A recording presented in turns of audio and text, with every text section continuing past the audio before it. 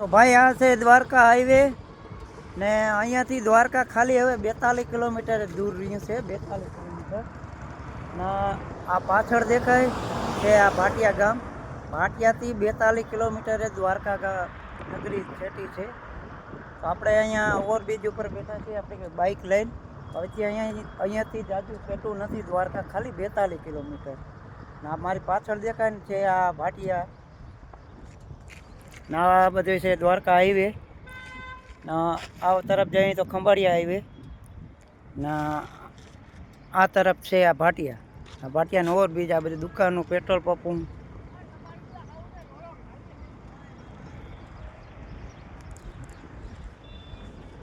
હવે ઘણું બધું છેટું નથી, ખાલી 42 કિલોમીટર, 40 ને 2 કિલોમીટર.